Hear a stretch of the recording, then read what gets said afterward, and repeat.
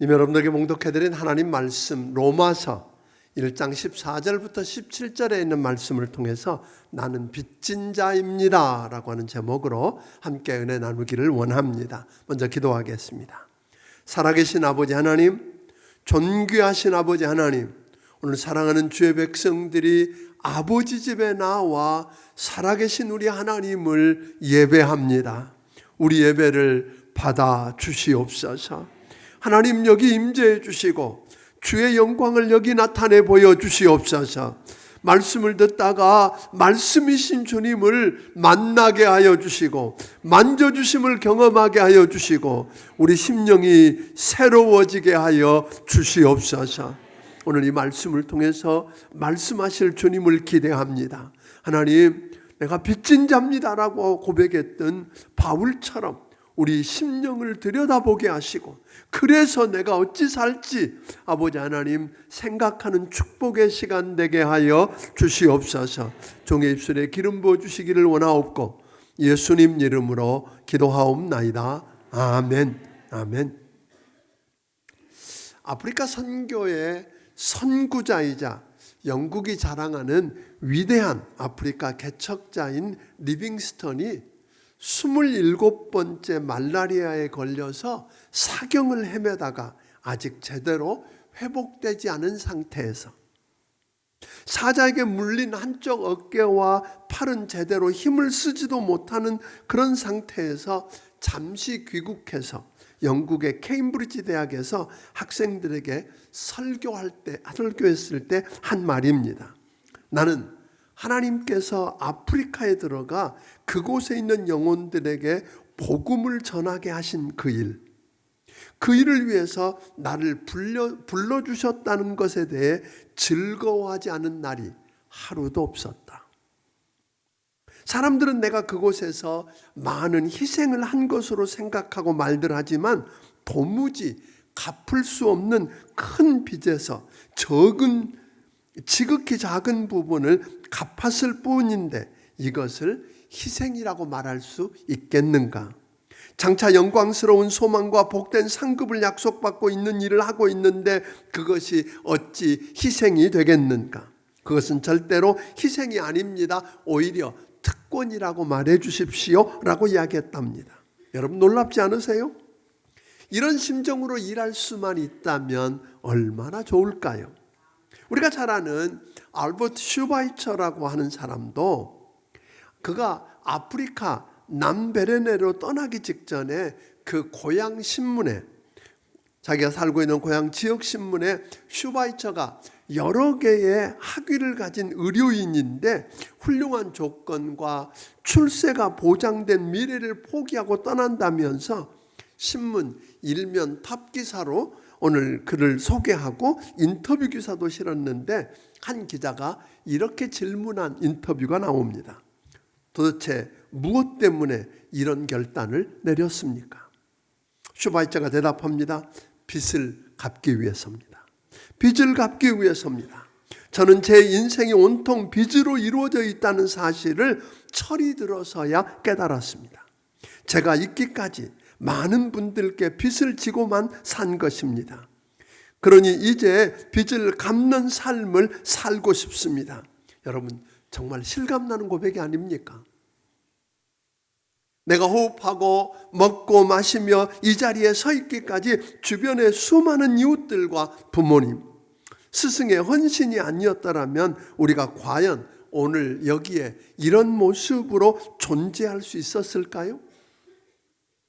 독생자까지 아낌없이 내어주신 하나님의 은혜에 빚을 졌기 때문에 우리가 오늘 여기 이렇게 앉아서 하나님을 예배하며 찬양하고 있는 것은 아닐까요? 그래서 사도 바울은 그렇게 고백했습니다. 나된 것은 다 하나님의 은혜로다. 고린도전서 5장 10절에 보니까 이렇게 말합니다. 한번 같이 읽어볼까요? 같이 읽어봅니다. 시작. 그러나 내가 나된 것은 하나님의 은혜로 된 것이니 내가 주신 그의 은혜가 헛되지 아니하여 내가 모든 사도보다 더 많이 수고하였으나 내가 한 것이 아니요 오직 나와 함께 하신 하나님의 은혜로다. 그러니까 바울은 솔직히 바울을 가만히 들여다보면 내놓을 것도 많고 자랑할 것도 많은 사람이었습니다. 그를 빼놓고 1세기 초대교회를 이야기할 수가 없습니다. 그런데도 그는 그렇게 고백합니다. 나 된 것은 다 하나님의 은혜입니다. 하나님이 나를 통해서 하나님이 하셨습니다. 그렇게 이야기하거든요. 우리 지난번에 이야기했던 것처럼 출애굽 430년 동안 종노릇하던 출애굽 백성의 이 출애굽은 전적인 하나님의 은혜로 된 것입니다. 마찬가지로 약속한 가나안 땅으로 가고 있는 그 광야길도 구름기둥, 불기둥, 그리고 만나와 메추라기를 비같이 내리시는 하나님의 은혜가 없이는 갈 수 없었던 길입니다.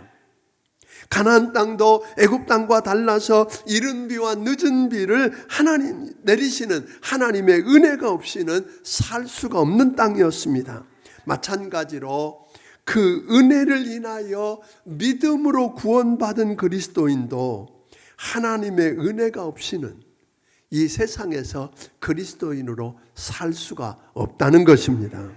이 사실을 깨달았던 바울은 그래서 오늘 본문 14절을 통해서 그는 그렇게 고백합니다. 나는 빚진 자입니다. 자, 14절을 한번 읽어보겠습니다. 14절 읽습니다. 시작. 헬라인이나 야만인이나 지혜 있는 자나 어리석은 자에게 다 내가 빚진 자라. 오늘 여기 보니까 바울은 이 지구촌에 있는 모든 사람들에게, 그래서 말하는 건 헬라인이라고 하는 것은 그 시대에 로마 시대 전에 헬라 제국 때에 오늘 알렉산더 대왕이 세상을 정복하고는 했던 일이 뭐냐면 먼저 헬라어를 배우게 했어요. 언어를 통일했어요. 그리고는 헬라 문화를 전파했어요. 그러니까 헬라 문화 속에서 헬라 말을 하면서 헬라 철학으로 사유하고 사는 그런 지식인들, 헬라 말도 못하고 그 문화권에 속하지도 못하는 사람들을 뭐라고 불러요? 야만인. 그러니까 어떤 사람들에게도 나는 다 뭐다? 빚을 졌다. 그렇게 이야기하는 거예요. 그래서 바울이 그런 의식 속에서 그 다음 이것을 깨달은 바울은 바울의 일생을 지배했던 삶의 동기를 살펴보면 빚을 갚기 위해 사는 거고 은혜에 보답하기 위해 사는 거였습니다. 바울의 인생 전체가 뭐 하기 위해서? 빚을 갚고 하나님의 은혜에 보답하게 산다는 거예요. 왜냐하면 빚을 졌다는 말은 빚을 진 것은 꼭 뭐 해야 되죠? 갚아야만 자유가 있기 때문입니다. 경제적인 빚을 지면 빚을 지운 자는 폭군이 되고 빚진 자는 뭐가 돼요? 노예가 됩니다. 빚 져보셨습니까? 저는 이 건물 지금은 이렇게 리모델링이 아름다워집니다만 처음 이 건물을 지을 때 빚을 많이 졌습니다. 빚쟁이가 우리 집에 와서 살기도 하고 전화가 오면 전화를 쳐다보고 우리 집 사람하고 서로 얼굴 쳐다보면 누가 받을 거냐는 거예요. 그런 심정 여러분 이해가 갑니까? 어떤 종류의 빚이든지 갚기 전에는 자유로울 수가 없는 겁니다. 또 빚을 갚는다고 수고 많이 했다고 해서 누가 인정해주고 감사하고 보상해주는 거 보셨습니까? 아닙니다. 빚을 갚는 건 뭐죠? 지극히 당연한 것입니다. 그래서 바울도 보상을 받기 위해서가 아니라 당연히 해야 할 일로 여기고 빚을 갚고 은혜에 보답하기 위해서 살았다고 하는 거죠. 하나님께 진 많은 빚을 갚는 길을 그리스도께서 사랑하던 자를 내가 사랑하고 그리스도께서 복음을 전해 살리려고 했던 자들을 내가 복음을 전해서 살리고 주께서 하셨던 그 일들, 원하셨던 그 일들을 계승해 나가는 거라고 이야기한 겁니다. 내가 할 수 있는 최선의 길이라고 생각을 했던 것은 뭐예요? 빚을 갚는 거다. 그래서 오늘 15절은 이렇게 말합니다. 15절 같이 읽습니다. 시작. 그러므로 나는 할 수 있는 대로 로마에 있는 너희에게도 복음 전하기를 원하노라. 그래서 바울은 빚을 졌기 때문에 빚 갚는 일로 뭘 하겠다는 거예요? 빚 갚고 은혜에 보답하는 일로 나는 복음을 전하겠다 하고 이야기하는 것입니다. 왜냐하면 복음을 전한다는 게 무슨 의미였느냐면 16절 읽어봅니다. 같이 읽습니다. 시작. 내가 복음을 부끄러워하지 아니하노니 이 복음은 모든 믿는 자에게 구원을 주시는 하나님의 능력이 됨이라. 내가 이 복음을 부끄러워하지 않고 당당하게 전할 수 있는 그 일은, 전해야 되는 그 일은 빚 갚는 심정으로, 은혜에 보답하는 심정으로 이 복음을 전해야 하는 이유는 복음을 믿는 자들에게는 하나님이 뭘 주시는? 구원을 주시는 하나님의 능력이라는 거예요. 아멘? 그러니까 복음이 뭐예요? 너무 많이 들은 이야기잖아요. 복음이 뭡니까? 죄와 허물로 죽었고 마귀의 종로로 타며 저주 아래 있다가 영원히 꺼지지 않는 지옥불에 들어가서 멸망할 우리였는데, 연약하고 죄인이고 하나님과 원수로 불화하고 하나님께 나아갈 길이 없었던 우리였는데, 하나님이 우리를 사랑하사 독생자 예수를 보내셔서 내 죄를 대신 짊어지시고 십자가에서 피 흘려 죽으심으로 내 죄값을 대신 치르신 것을 우리가 믿으면 우리를 의롭다 하시고 하나님께 나아가는 길을 열어주시고 죽은 자 가운데 사흘 만에 다시 살아나서 우리의 주와 그리스도가 되셨다고 하는 것입니다. 그러니까 내가 복음을 받아들이고 예수님을 구주와 주님으로 믿으면 우리는 의롭다함을 얻어서 하나님과 화목해 되고 그분의 아들과 딸로 우리 주님과 함께 교제하며 하나님께 나아가는 축복을 누리게 된다고 이야기하는 것입니다. 우리 17절 한번 같이 읽어보겠습니다. 시작. 복음에는 하나님의 의가 나타나서 믿음으로 믿음에 이르게 하나니 기록된 바 오직 의인은 믿음으로 말미암아 살리라 함과 같으니라. 그러니까 바울은 나의 나된 것은 다 하나님의 은혜로, 순전히 하나님의 은혜로 됐고 다른 사람들의 빚으로 내가 오늘 여기 있다고 믿었기 때문에 빚 갚는 일, 은혜에 보답하는 일을 하면서 살겠다고 나섰는데 그 배후에는 이런 배경이 깔려 있는 겁니다. 1절 우리 같이 한번 읽어보겠습니다. 1절을 읽습니다. 시작. 예수 그리스도의 종 바울은 사도로 부르심을 받아 하나님의 복음을 위하여 택정함을 입었으니. 바울은 무엇보다도 자기 자신을 누구라고 인식했어요? 예수 그리스도의 종이라고 인식했어요.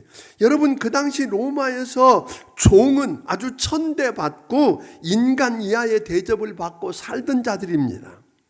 그런데 그 종도요, 그런 천한 종도 그의 주인이 누구냐에 따라서 여러분 달라졌다는 거 아세요?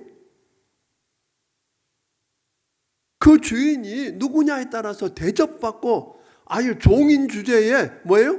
어깨 바짝 들고 프라이드를 갖고 자랑스럽게 살았던 종이 있다는 거예요. 아주 지체 높은 귀족의 종이 되었다면 웬만한 자유인보다 어깨를 더 으쓱거리고 프라이드를 갖고 살았다는 거예요. 그런데 황실에서 황제의 심부름을 하는 종이라면 어떨까요?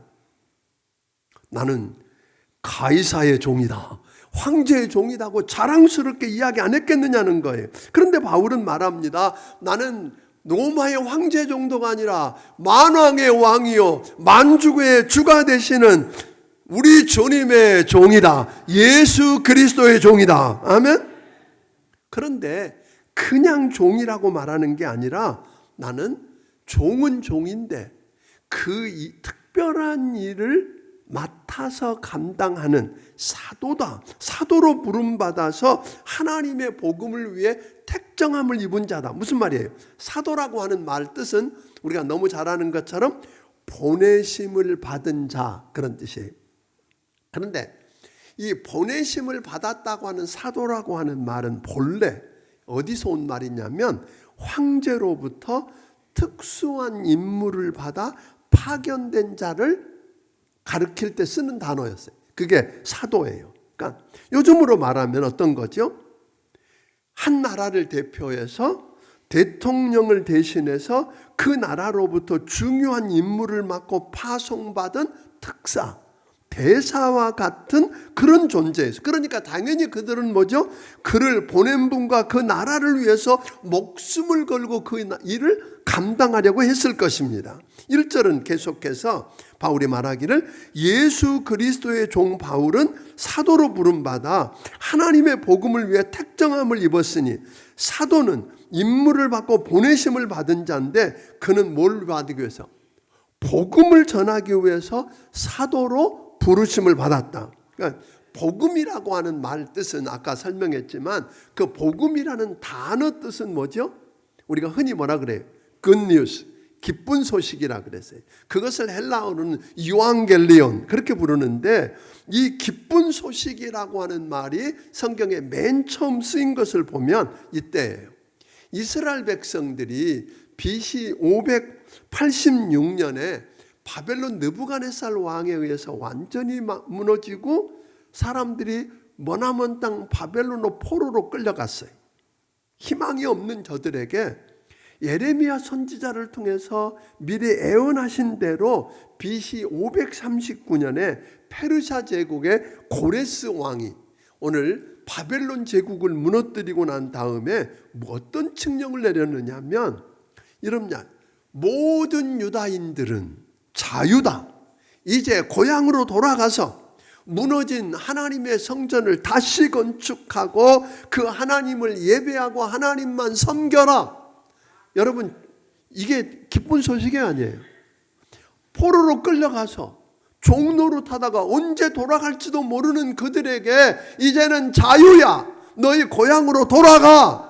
그냥 돌려보내는 게 아니라 금은 보아 주면서 돌아가서 성전 짓고 하나님을 예배하라고 돌아가라고 했던 이 기쁜 소식, 이게 뭐예요? 복음이었어요. 마찬가지로 죄와 허물로 죽었고 마귀의 종노릇하며 저주받고 지옥불에 들어가서 영원히 멸망할 존재들에게 너희를 사랑하사 독생자를 보내서 십자가에서 너희 죄짐을 대신 지고 죄값을 다 치르고 죽으셨다가 사흘 만에 살아나서 죄와 사망의 문제를 해결해 주신 예수님을 구주와 주님으로 믿고 모셔드리면 너희는 구원이다, 자유다. 아멘.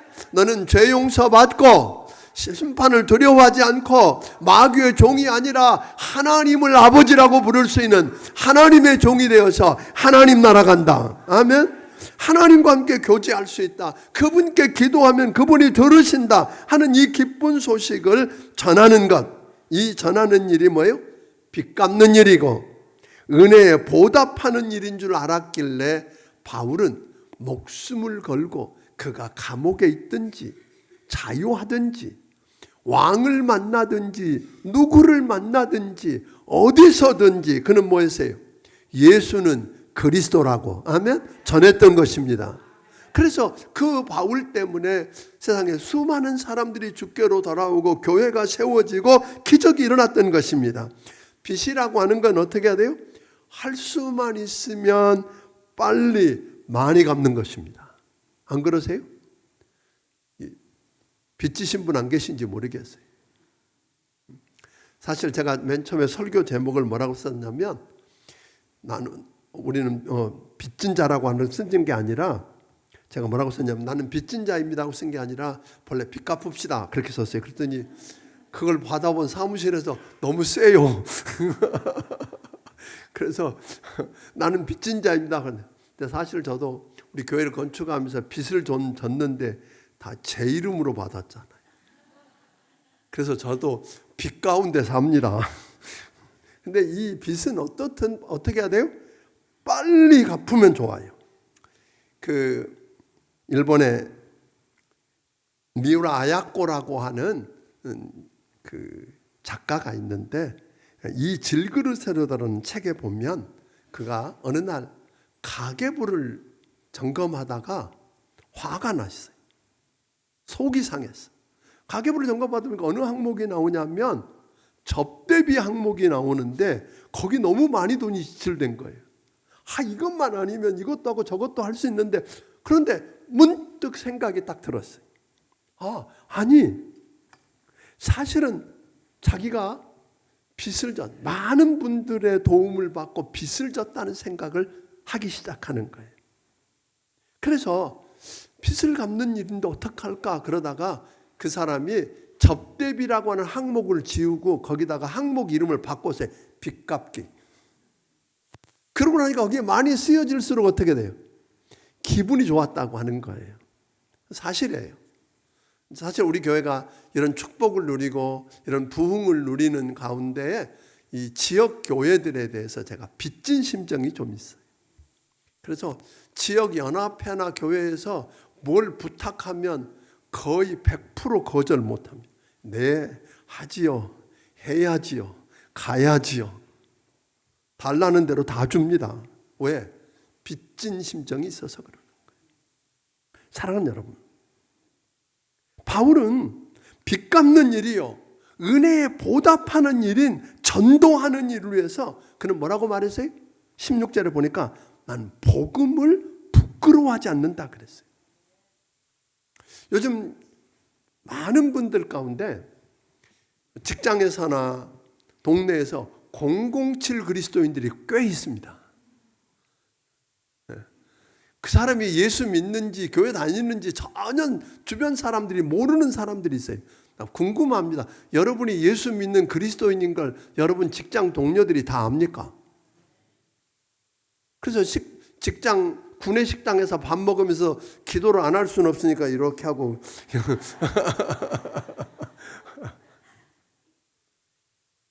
007 그리스도인들이 많은데, 그래서 옛날에는 전도하면 어떤 사람이 힘 있는 사람이 힘 없는 사람에게, 가진 사람이 못 가진 사람에게, 그렇죠? 큰 사람이 작은 사람에게, 가난한 높은 사람이 낮은 사람에게 이렇게 전도하는 거라고 착각했어요. 그런데 여러분 1세기 때 한번 보세요. 유다라고 하는 나라는 어디에 있어요? 로마의 지배 아래 있던 나라예요. 더군다나 아까 헬라인 이야기를 했는데 그들은 뭐예요? 거기에 비하면 이들은 야만인 같은 존재들이에요. 그런데 유대인인 바울이 그들에게 부끄러워요. 왕을 만나서도 뭐라고 그래? 아그리파 왕 앞에 이렇게 이야기합니다. 내가 이렇게 묶인 것만 말고는 당신도 나처럼 되기 원합니다 하고 복음을 전하는 거예요. 감옥에 가서도 그는 당당하게 이야기합니다. 성도들에게 기도 부탁하는데 빨리 풀려 나오게 해달라고 기도하는 게 아니었어요. 내게 뭘 주사? 담대하게 이 복음의 비밀을 전할 수 있게 해달라고, 그런 기회를 달라고 기도하는 거예요. 이 복음을 전하고 있는 이 모습을 여러분 가만히 보세요. 부끄러워하지 않았어요. 왜? 여러분 가만히 보세요. 복음은 모든 믿는 자에게 구원을 주시는 하나님의 능력입니다. 로마가 그 힘으로 인간을 변화시키지 못했습니다. 헬라가 그 지혜를 가지고 여러분 세상에 있는 사람들을 바꾸지 못했습니다. 여러분 아무도 구원 못하고 바꾸지 못하지만 복음만이, 아멘, 하나님이 보내신 예수 그리스도만이, 그분을 믿으면 구원을 주시는 하나님의 능력을 경험합니다. 그분 믿으면 변화가 일어납니다. 아멘? 변화가 일어나요. 실제로 오늘 여러분 삶 가운데 예수 믿고 난 다음에 변화되는 걸 보셨나요? 부끄러움 없이 여러분의 사장님에게도, 여러분의 상사에게도, 돈 많은 어떤 이웃에게도 당당하게 말할 수 있느냐는 거예요. 나는 당신처럼 가진 것은 없지만 내 안에 있는 예수 그리스도 때문에 평안이 있습니다. 기쁨이 있습니다. 노래하고 찬송할 수 있습니다라고 당당하게 이야기할 수 있겠느냐 이 말이에요. 아멘? 오늘 여러분 빚 갚는 심정으로 복음을 전하기를 주의 이름으로 축원합니다. 쉽지 않지요. 정말 쉽지 않아요. 그런데 복음을 전하면 여러분 제한하지 마세요. 설마 하는데 우리 지난번에 금요일 날 이야기했던 것처럼 요나라고 하는 사람에게 하나님이 니누에 그 악하고 포악하기로 소문났고 그 민족을 괴롭혔던 아수르 제국의 수도인 니누에 가서 복음을 전하라잖아요. 40일 후면 망하니까 돌아오라고. 요나는 생각할 때에 그들은 너무 악하고 잔인한 사람들이라 구원받을 수 없다고 그랬어요. 그들은 망해야 된다고 그랬어요. 또 서로 그들에게 가서 내가 복음을 전한다고 하더라도 저들은 듣지 않을 거라고, 오히려 복음 전하는 나를 해꾸지하고 때리고 죽일 거라고, 소용없다고. 그래서 도망가는데 하나님이 포기하지 않고 폭풍으로 쫓아가시고 물고기를 붙들고 쫓아가셔서 그를 데려다가 니누에 데려다 놓잖아요. 또다시 말씀이 임해서 복음을 전하라 그러니까 이 요나 할 수 없이 전했어. 니누의 성이 얼마나 큰지 사흘 길을 다닐 길인데 겨우 하루 길 돌아다니면서 그냥 외쳤어. 40일 후면, 하나님이 말씀하기를 40일 후면 이 성이 망한대. 그러고 말았어. 그런데 생각지도 않게 왕으로부터 모든 백성에 이르기까지, 심지어 짐승에 이르기까지 금식하고 회개하고 주께로 돌아옵니다. 그래서 망해야 될 그 성이 망하지 않았다는 거잖아요. 여러분 믿으십니까? 놀라운 일들이 일어나는 거예요. 친구가 중풍병에 걸려서 움직이지도 못하는데 도와줄 방법이 없었던 친구들은 소문을 들었잖아요. 예수라는 분이 있는데 그분을 앞에 가기만 하면, 그분을 만나면 무슨 병에 들렸든지 어떤 귀신에 들렸든지 얼마나 더럽든지 오늘 용서받고 고침받을 수 있다더라. 가서 말만 한 게 아니에요. 침상체 4명이 들어가서 침상체 들고 예수 믿는 데로 왔는데 사람이 많아서, 장애물이 많아서 못 들어가잖아요. 포기할 만큼 했다고 포기한 게 아니라 오늘 지붕을 뚫고 달아내립니다. 무슨 일이 일어났어요? 주님은 그들의 믿음을 보시고 그 사람을 고쳐주십니다. 여러분, 죄 용서만 하시고 그 영혼만 구원하는 게 아니라 육체까지도 고쳐주는 기적이 일어났습니다. 설마 했는데 그런 일이 일어나잖아요. 오늘 여러분들이 빚 갚는 심정으로 한 영혼에게 복음을 전하면 그 사람 속에 기적이 일어날 것입니다. 전도한다는 거 다른 거 아니거든요. 2차 세계대전이 끝났을 때 프랑스의 스트라부르라고 하는 도시에 한 교회가 있었는데 그 마당에 예수상이 있었어요. 예수님 상이 있었는데 그 폭격에, 전쟁이 끝나고 나니까 폭격에 두 팔만 날아갔어요. 그래서 마을에 있는 모든 사람들이 모여가지고 의논을 합니다. 어떻게 할 것인가? 떨어진 두 팔을 복원시킬 것인가? 아예 다시 만들 것인가를 놓고 경론을 벌이고 있는데 그때 한 사람이 나타나서 이런 제안을 합니다. 폭격 맞아서 떨어져 나간 두 팔 없는 예수님 상을 그대로 둡시다. 그리고 그 떨어진 자리에다가 이렇게 씁시다. 우리 교회를 위해서 이렇게 써놓읍시다. 예수님은 당신과 나의 팔을 필요로 합니다. 사랑하는 여러분, 예수님은 빚 갚고 은혜에 보답하겠다고 나서는 여러분과 나를 통해서 일하시기를 원하십니다. 고통받는 이웃들의 상처와 아픔을 느끼며 찾아가는 주님의 손이 내 손이 될 수 있을까요? 오늘 내 손이 그들의 아픔을 짊어지고 기도하는 중보기도의 손이 될 수 있을까요? 복음을 들고 찾아가는 손이 될 수 있을까요? 그때 비로소 우리 주님은 여러분과 나를 붙들고 일하시기 시작하실 것입니다. 우리 손이 그리스도의 손이 될 때에 주의 영광이 우리를 통해서 나타나는 걸 보게 될 것입니다. 사랑하는 성도 여러분, 우리가 VIP 축제를 이렇게 하기 때문에 보통 때 생각 못했던 빚 갚는 일을 다시 시작할 수 있잖아요. 빚이 아무리 졌어도 빚쟁이라는 의식이 없으면 빚 갚으려고 하지 않을 거예요. 예수 믿으면 자연스럽게, 오늘 오후에 다루려고 하는데 오늘 예수 믿으면 자연스럽게 뭐가 돼요? 주님이 그랬거든요. 베드로를 불러놓고 나를 따라오너라. 그래야면 내가 너를 사람을 낚는 어부가 되게 하리라. 뭘 삼으시겠다는 거예요? 나를 따라오는 그리스도인이 너를 사람을 낚는 전도자로 쓰시겠다는 거잖아요. 그러나 예수 믿고 구원받은 사람은 여러분이 어떤 말을 하든 상관없이 뭐예요? 자동적으로 전도자가 되는 거예요. 아멘? 그럼 전도자라고 하는 것은 다른 거 아니에요. 뭐 대단한 거 나 자랑하는 게 아니라 빚 갚는 거예요. 은혜로 나를 구원해 주시고 하나님의 은혜에 대한 보답이고, 오늘 내가 지금까지 살아온 게 하나님의 은혜요, 주변 사람들에게 빚진 게 너무 많다면 빚 갚는 심정으로 나설 수 있기를 주의 이름으로 축원합니다. 가보세요. 생각지도 않을 때 일이 일어날 거예요. 저도 어느 학교에 제가 VIP를 찾아갔어요. 교회를 전혀 다니지 않는 분이에요. 근데 그 학교는 기독교 학교니까 제가 가끔 가서 설교도 하고 교사들 상대로. 근데 그분이 전도하는 사람 만났더니 그런 게 목사님, 제가 목사님 팬이에요. 그런 거예요. 오실 때마다 너무 좋았어요. 이렇게 쭉 설명했더니 한 번만 아니라 이번 교회 시작하자고 한 분이 또 응원하고 그랬더니 약사를 하고 있는 자기 남편도 데려온대잖아요. 그분만 대답하는 것만 해도 감사할까 하고 기대하고 갖는 건데 생각지 않는 일들이 일어나잖아요. 아멘? 누가 하셔요? 그분이 하세요. 왜? 전도는 하나님이 가장 기뻐하는 일이에요.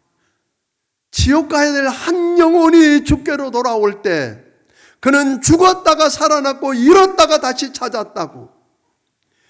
오늘 죄 없는 99보다 오늘 여러분 죄인 하나가 회개하고 주께로 돌아오는 걸 하나님이 가장 기뻐하신다고 그랬어요.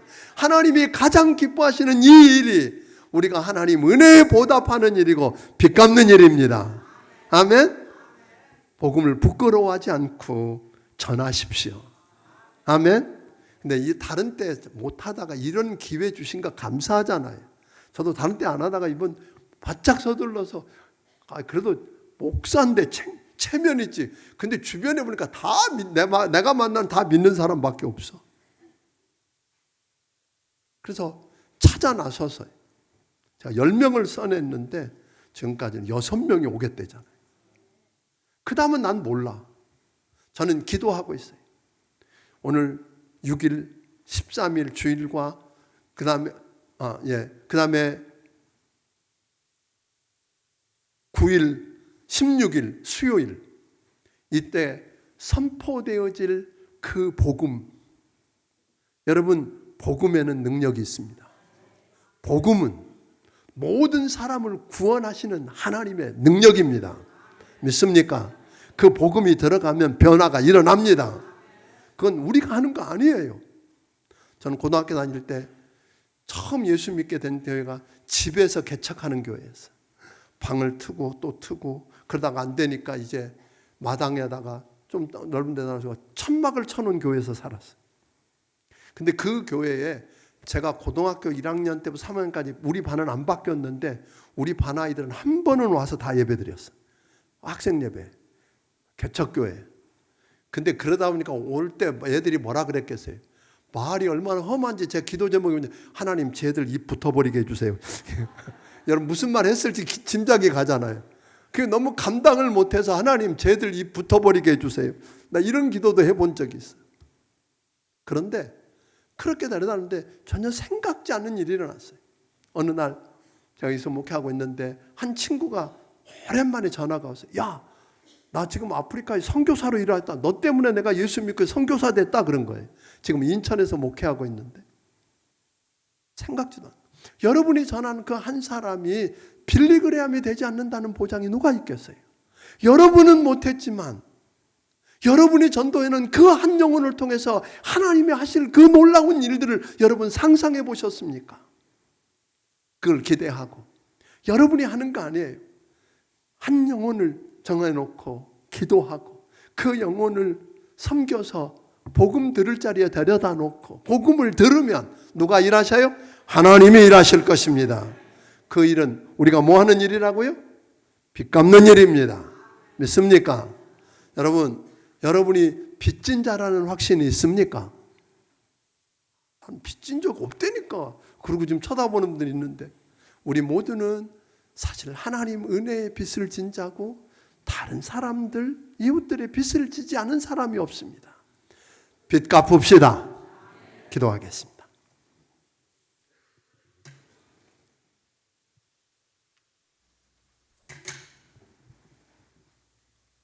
하나님 아버지,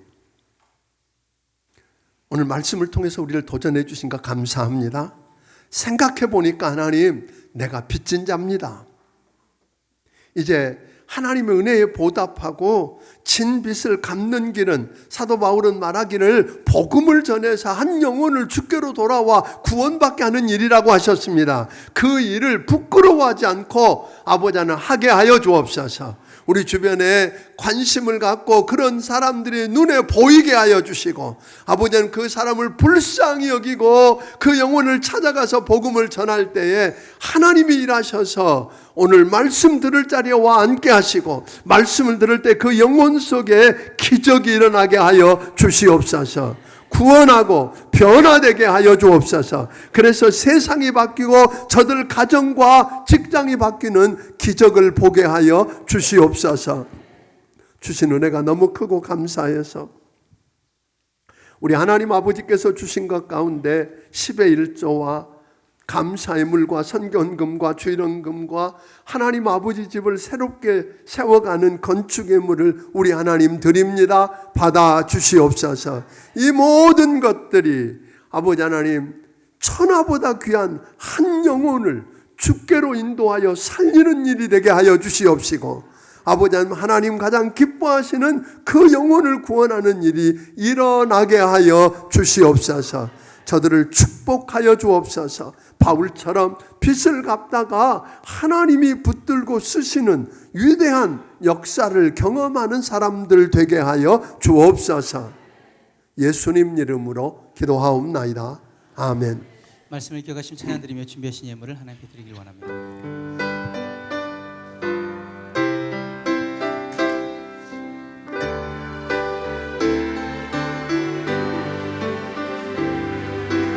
죄악의 썩은 내 육신은 주님이 쓰시려 했네.